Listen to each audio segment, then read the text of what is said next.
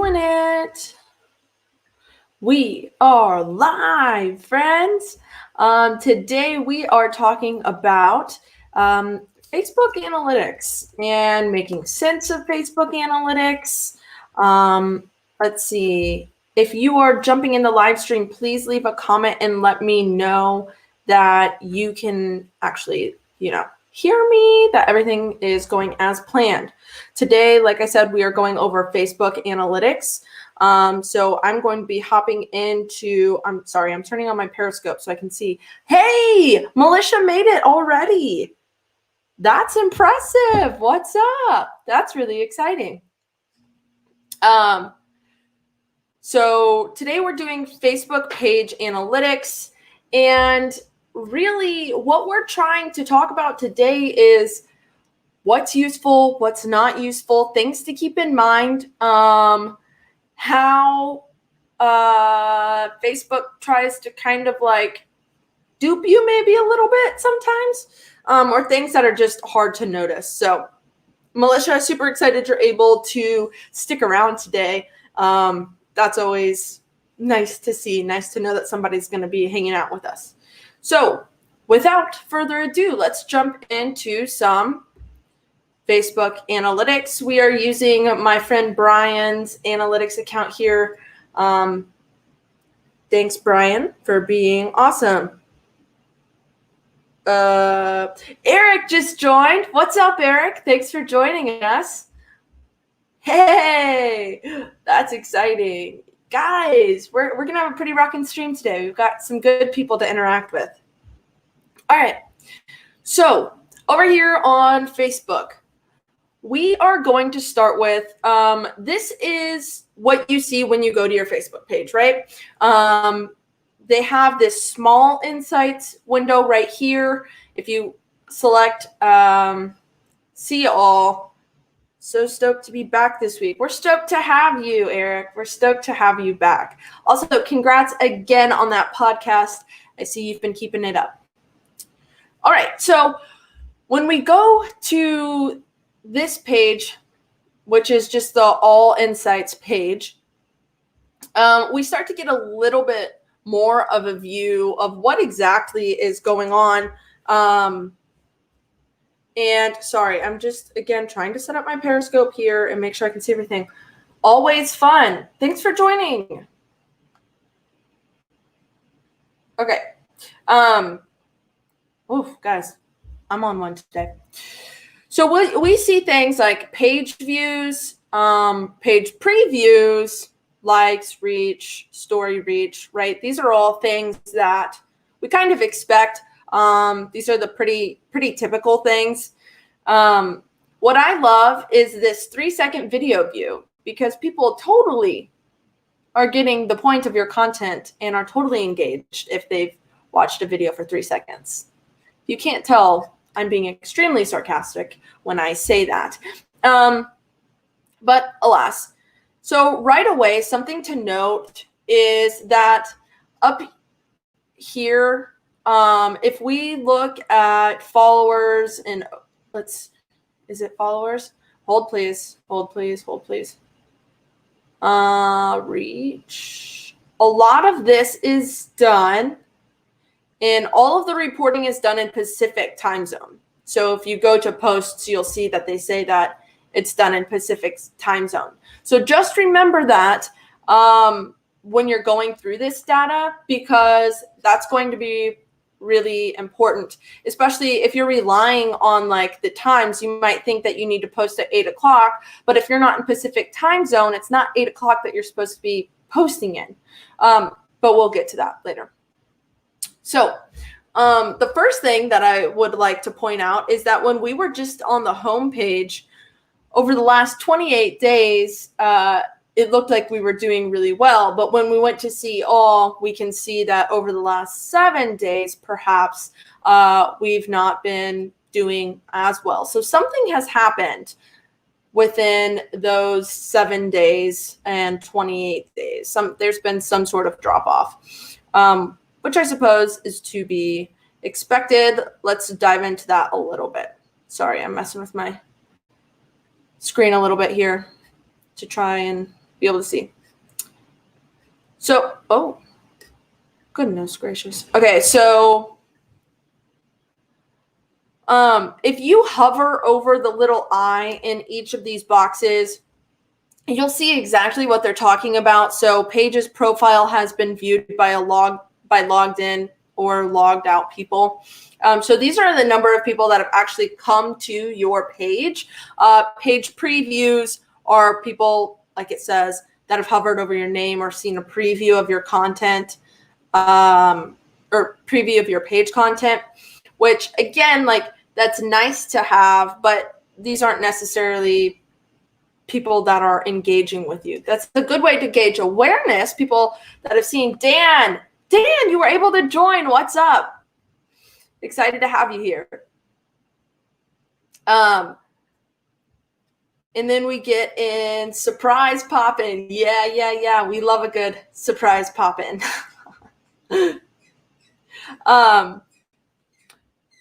So let's look, though, I want to start getting into some of this more granular data. So the 5 most recent posts, and this may or may not be a good gauge for everyone. Brian posts pretty consistently, so, we can see kind of how he's been doing and get a decent idea.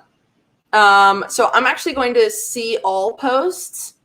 And this is, again, where we see the time zones and like the best times to reach people, et cetera, et cetera. But just always be aware that this is the Pacific time zone. So you want to make sure that you take that into account when reading this information. Crazy amount of data. Yeah, Facebook does give you a lot of information. This is just the general how it's set up all the time. You see the type of post. So there are videos, links, photos. You can hover over the icon. It'll tell you what it is. Let's see. Yeah, crazy amount of data. So you can see the type of post.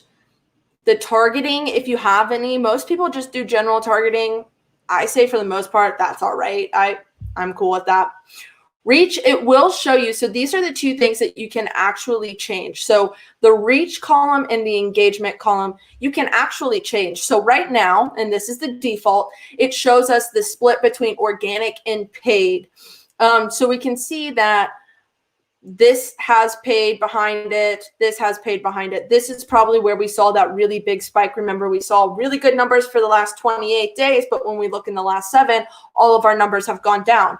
Well, when I look at these posts, I can see that we had paid in the last 28 days, but in the last 7 days, we've not had really any paid content.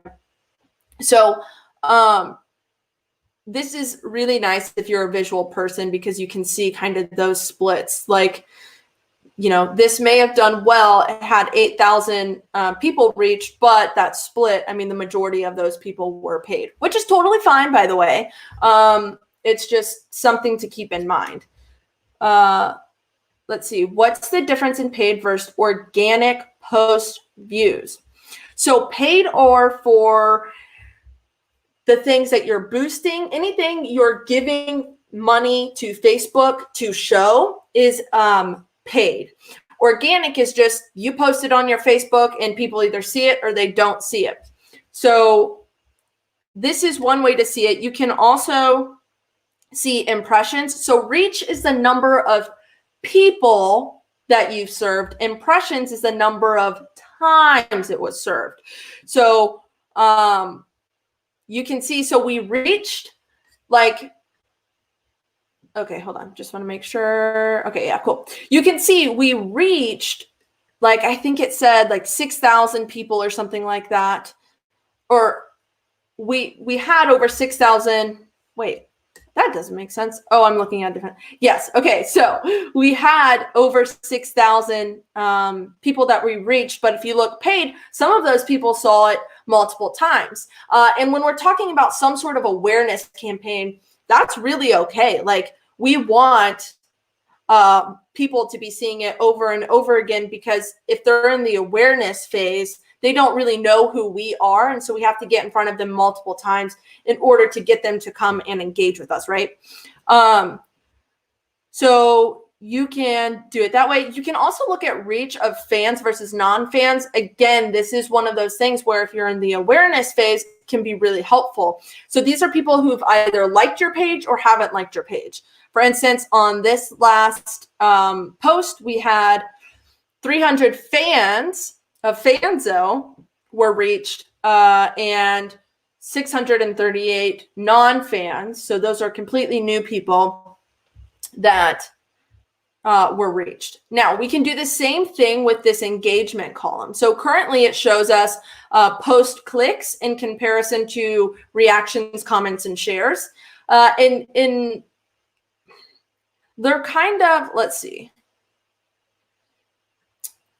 So if somebody clicks on your post, that can actually mean a lot of things. They can click on a link. They can click to expand the post. They can click to read more. They can click to play a video. Again, they can click to go into your photos on that video if there are multiple video or multiple photos.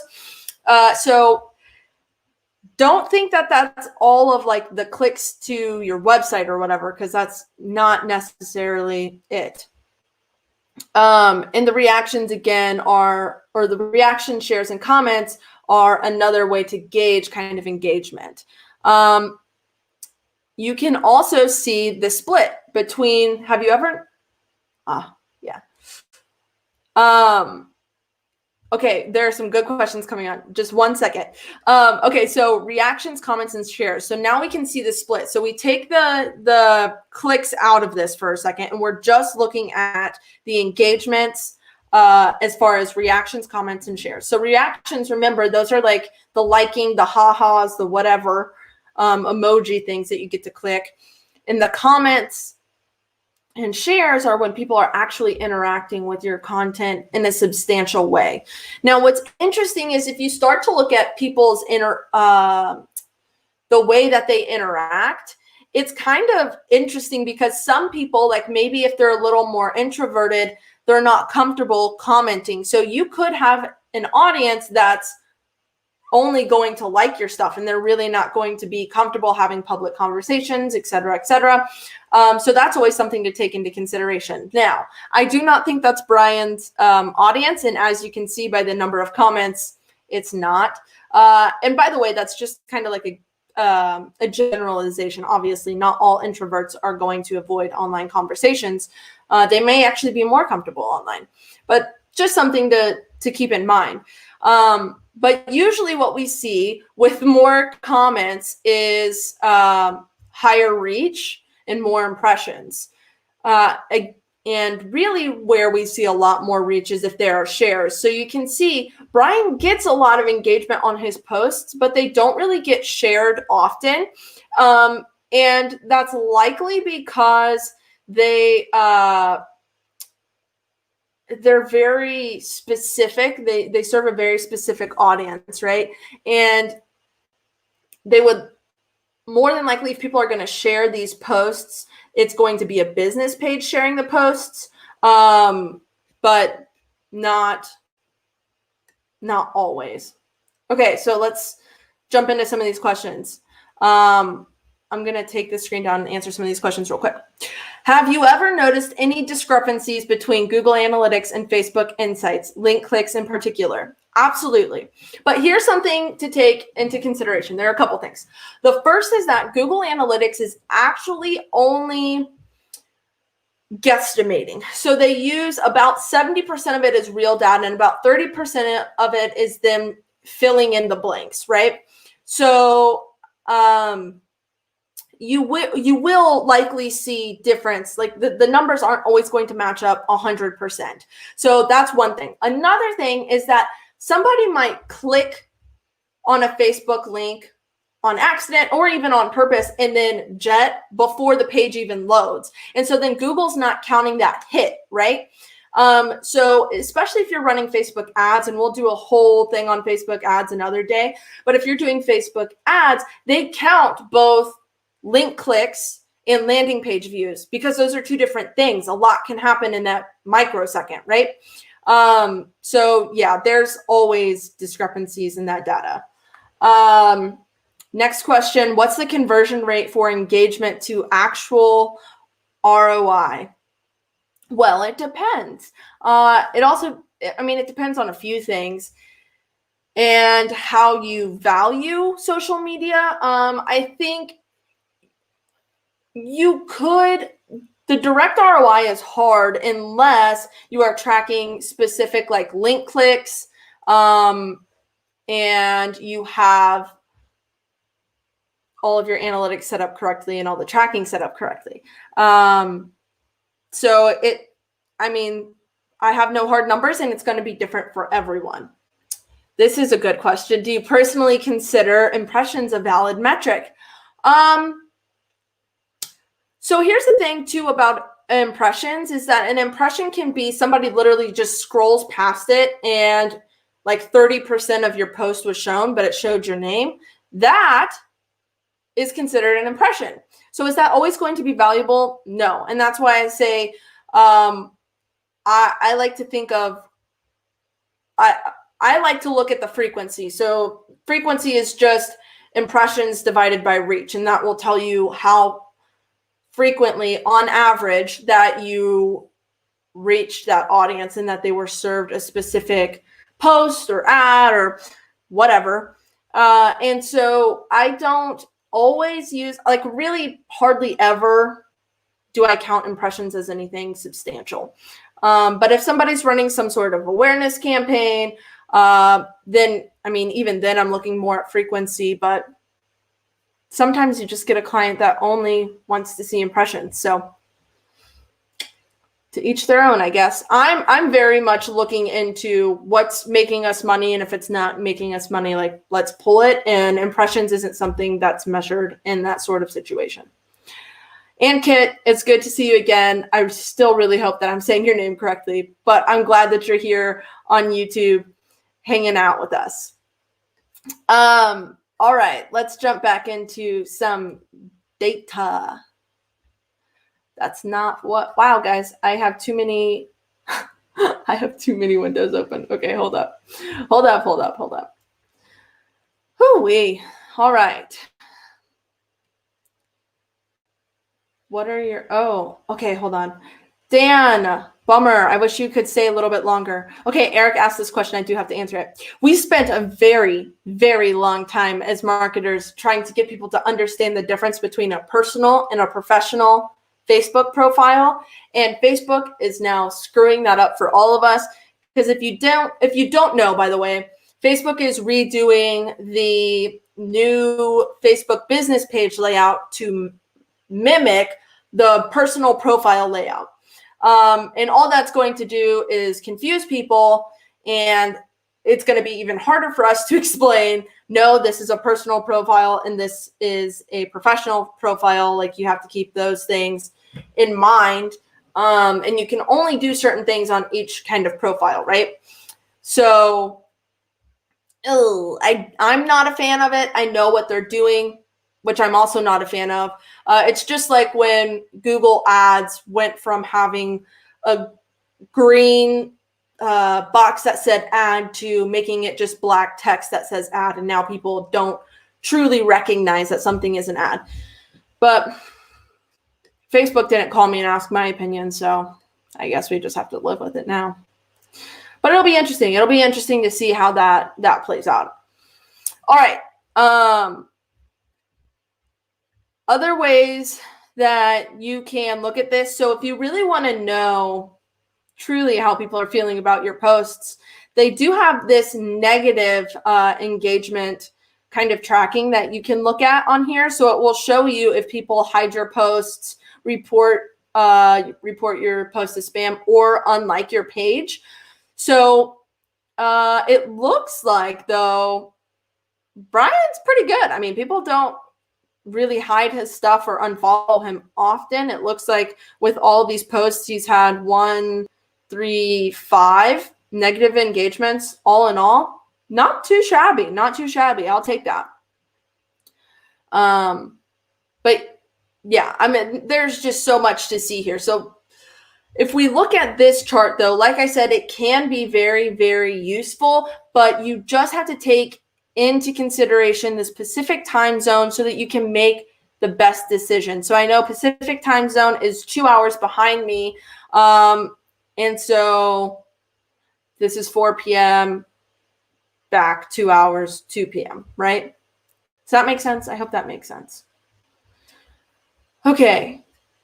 So this is just for your, when people are online. You can also see it by day, and you can see that this chart actually changes by day. So on average, let me unclick, hold on. Ooh. On average, you know, we kind of peak around this time and then have a small peak again here. But on Sundays, we have, it looks like a peak at this mark right here, which is like the 9 a.m. mark. And we have a really sharp mark around that 7 p.m. on Wednesday. So it is different day by day. And that's also something that you need to take into consideration. Obviously, you want to post when your people are online because then they're more likely to see it. You can also see, so this is like a bigger version of this down here. So you can see videos versus shared videos, which is nice. Because these are when you natively share your videos, and then these are when you are sharing other people's videos to your page. But it looks like, and this is no surprise, that videos and photos have the most engagement. And you can see how there's like all of these post clicks on photos, and that's probably because he posts, hold on. Excuse me, galleries of photos, and people want to look at all of the different photos. So they're clicking on the post to go through all the photos. So that could really skew people's thoughts of what kind of link clicks they're getting, because that's not a link click. That's just people clicking on photos, right? Thanks, Eric. Eric just blessed me for sneezing.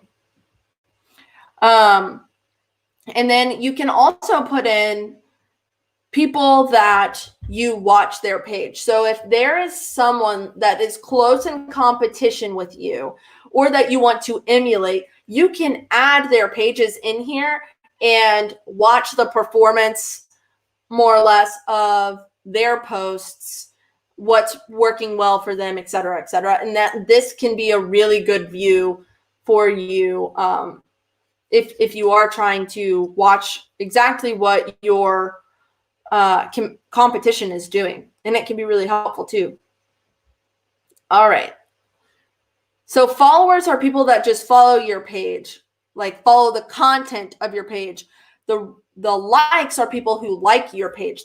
Those are two different things. Again, it's one of those confusing things that Facebook does, which I don't really understand. But again, they don't ask me. So you can see follows versus unfollows. This, though, is where I like to look. So are they liking from their desktop? Are they coming to my page and liking my page? Are they just liking me from Facebook search? There are all these different ways that people can like your page. And so it's nice to see where they're coming from. Thanks for joining us, WW2VV. Thanks for joining us. You can also look at this over time. You can do the same thing with likes, where people are liking you, unliking you, if they're coming from paid. So you can see he ran all of those. Let's do this for the last Talic, maybe? I don't know. Thanks for joining us, though. So we can see he's run ads multiple times during this time period, and really none of his likes were paid likes. So people coming from his boosted posts, none of these people are from that. So that's good. That means that people are still organically coming and liking his pages. And again, you can see where these likes are happening. So from page suggestions on the page, The news feed, which I'm surprised we don't see more news feed likes, but you know, I'll take it though. People coming to the page.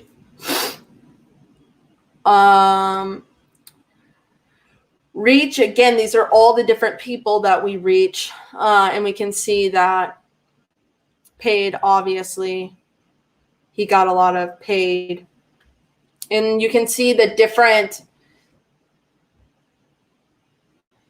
different visualizations of engagements. Wow, that really, that took me a second there.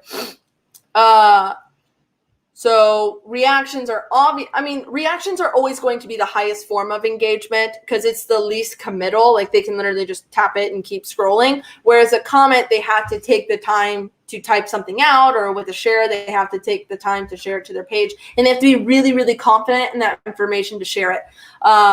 So you can just select one of them. It gives you your average, and it also gives you your average from previous period. Good golly.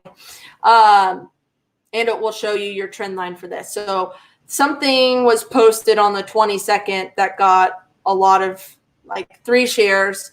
So between the 22nd and the 28th-ish, it looks like Brian had something up that was getting a lot of shares.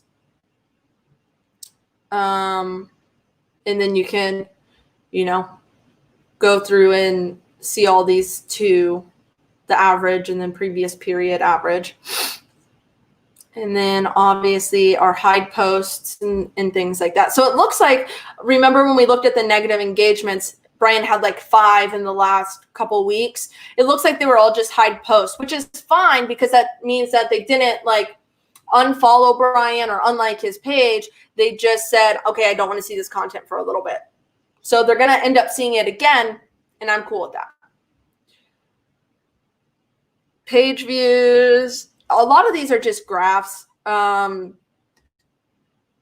Page previews, all these things. Actions on page though. Okay, so this is where we get into something more fun. Brian doesn't have any sort of actions on his page, likely because he doesn't really have like a physical place for people to go. But we do need to get a website button on there. It looks like people haven't done that in a while. Clicked his website. But you can see, so you'll see what things they did press on. And if you have enough data, so like let's say you're an online or you have a store, a brick and mortar location, your restaurant, and you have your action buttons in place, you'll get all this information by demographic, right? Videos.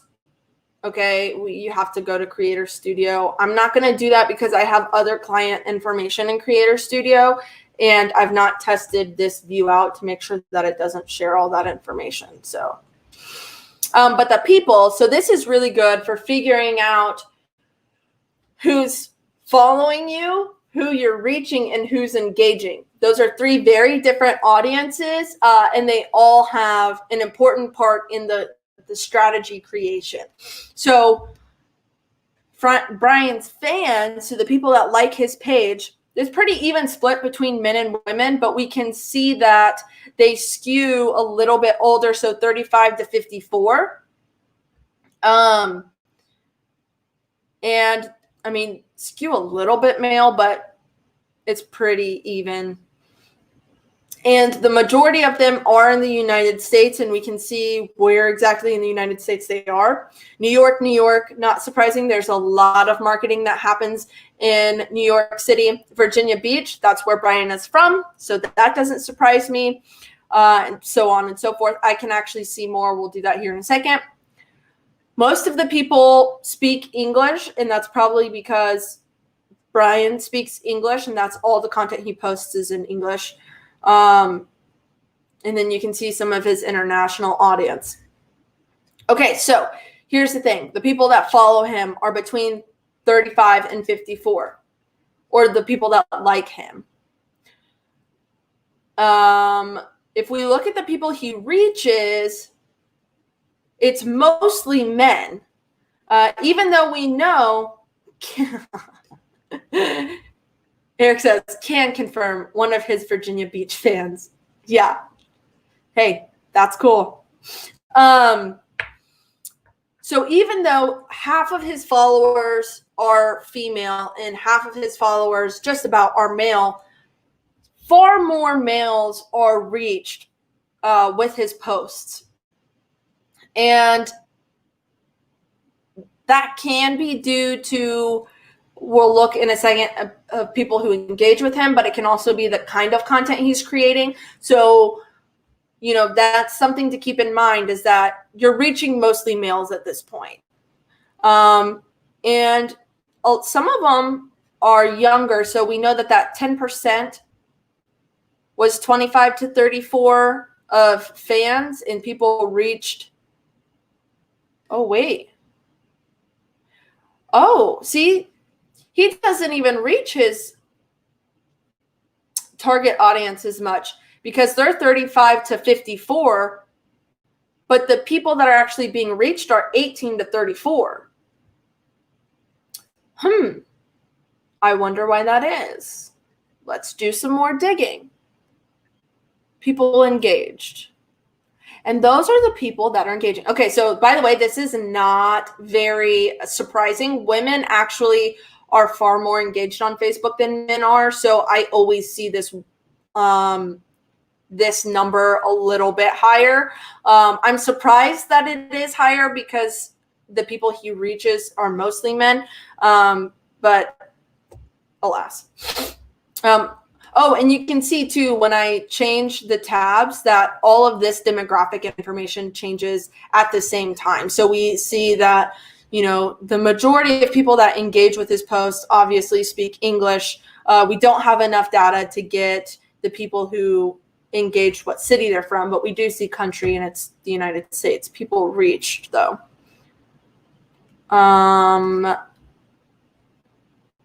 So it looks like, I wonder if this has to do with time zones. People engaged, because it's not necessarily the people that are engaged that are being reached more often. I don't know. It's really interesting. So as you can see, this information can be really interesting, and it kind of makes you scratch your head. So if you know, though, that you're going to get the most engagement from 25 to 44-year-olds, then you know to create content that speaks to them, because that content is going to get more of a lift, because it's going to get more engagement. Especially because those are the people you're reaching already anyways. I'm sure some of this is like, well, I don't know. It's just really interesting. Really, really interesting. See more. Oh, yeah, this just expands the list some. Yeah, this always is pretty interesting to me, because obviously, I mean, this is an estimate too, but it's interesting to me because it just makes me question how Facebook is deciding who sees what.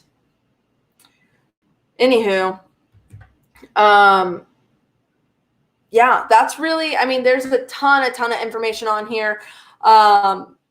Again, you know, add those pages if you are wanting to watch what your competitors are doing, because that'll be really helpful. Okay, hold on. No, that's not what I wanted. Sorry, guys. Yeah, so this was the last 28 days when he was running those ads, and you can see like his video views went way up, but it's actually just 3-second video views. To see all of the video information, we would have to go into Creator Studio, but I think what I can do, let me just find one. I'm going to find one that he boosted. Hold on a sec. Let's see. So, okay, so he boosted this one. I can click on, no. I'm just going to click on the engagements then. And I can see all of the performance. So, well, that's interesting. Branded content distribution with 23. Oh, okay. So he did this in conjunction with someone else. Okay, cool. Anyways, so the people he reached, so post clicks, you can see just how many of those clicks were link clicks if you go into the individual post. I think you can also see them if you go in Creator Studio. Again, I'll do a whole one of these Analytics Fridays in Creator Studio eventually, but I just have to make sure that I'm not showing any other client information. So if you go into the post, though, you can see how many of the post clicks were clicks to play the video, clicks to the link click, or other clicks. So in this case, the other clicks could be on the hashtag. They could be on the people he tagged. It could be on his name. It could be on the playlist name right there. A whole bunch of different options. And you can see where the hide posts or what kind of negative feedback he got. So again, we knew this, that it was only hide post. And then we see how much interaction he got from this branded distribution, which was just the promotion. Let's find another video. Let's see if I can go into his videos this way and get the information that I'm hoping to share with you.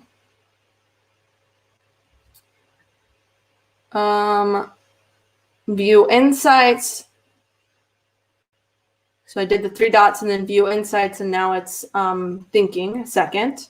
Here we go. So this is what I wanted to show you.